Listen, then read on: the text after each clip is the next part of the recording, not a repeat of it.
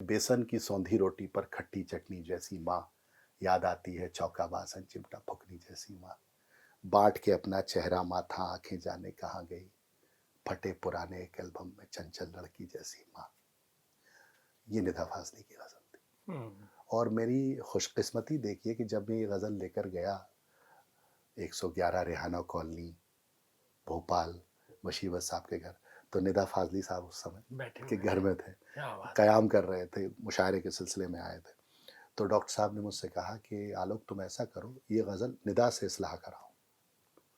और मैंने कहा था कि मुझे ऐसी गज़ल कहनी, और उस समय तक मुझे नहीं पता था कि क्या परिदृश्य है, माँ को लेके क्या क्या कहा गया। निदा भाई ने मुझसे एक बड़ी अच्छी बात कही, जिसके कारण आप देखेंगे कि मेरी दोनों किताबें और पूरी शायरी में अम्मा एक ही गज़ल है। उन्होंने कहा कि इस्लाह तो मैं कर दूंगा, लेकिन मेरी एक गुरु दक्षिणा है। मुझे बताएं आप। बोले माँ पर ये तुम्हारी आखिरी गजल भी होनी चाहिए। अरे, और इसका रीजन उन्होंने ये बोला है, नहीं आप इस तर्क से सहमत होंगे। उन्होंने कहा कि अगर ये खराज अकीदत है माँ के लिए, तो वो एक ही होती है, और जितनी संवेदनाएं तुम्हारी हैं वो इसमें आ चुकी हैं। मेरे रोंगटे खड़े हो रहे हैं जी। सुन के। अगर इसके बाद तुम कुछ भी करोगे तो वो फिर तुम्हारा माँ के लिए प्यार नहीं होगा, वो बाजार होगा। और आप यकीन कीजिए, मैं पूरे एतमाद से ये बात बता रहा हूँ कि मेरी एक ही गज़ल है, और उसी के लिए फिर फाइट भी शुरू हुई थी, वो आपको याद होगी। पहले वो गजल सुनेंगे, जी। फिर फाइट पे तो पहुंचेंगे।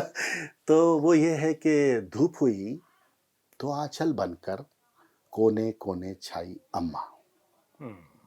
मैं ऐसा मानता हूँ, इसको सुनाते समय भी मैं अक्सर कहता हूँ कि ये अगर बेसन की सौंधी रोटी पर खट्टी चटनी जैसी माँ, इसकी अगर कोई सुपात्र पुत्री हो सकती थी तो वो ये है, क्योंकि वो ये गजल उसी से इंस्पायर।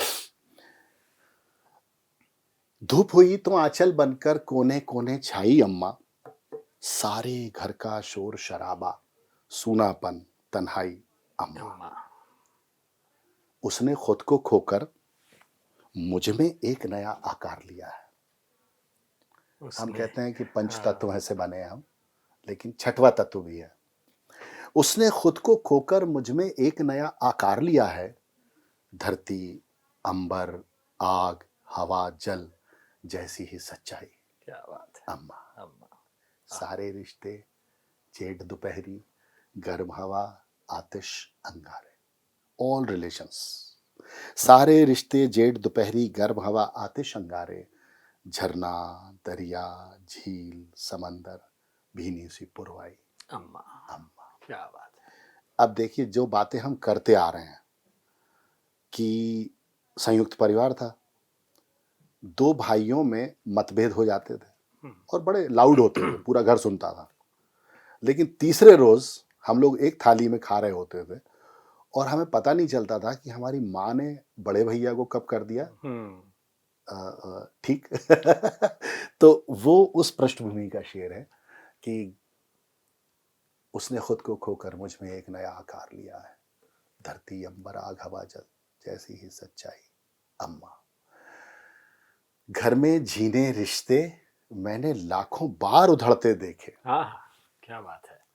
घर में जीने रिश्ते मैंने लाखों बार उधड़ते देखे। चुपके चुपके कर देती है जाने कब तुरपाई अम्मा। क्या बात है। और बाबूजी गुजरे आपस में सब चीजें तकसीम हुई तब। बाबूजी गुजरे आपस में सब चीजें तकसीम हुई तब। ये इमोशनली भी हुआ था जी। ऐसा नहीं था कि कोई पार्टीशन हो गया था। बट मैंने ये फील किया कि तीनों भाई बहन जो थे मेरे, वो सब सेटल हो चुके थे। तो इमोशनली माँ जो थी बाबूजी के बाद एकदम से क्लोज हो गई थी, क्योंकि मैं उस समय पढ़ रहा था और सबसे छोटा था।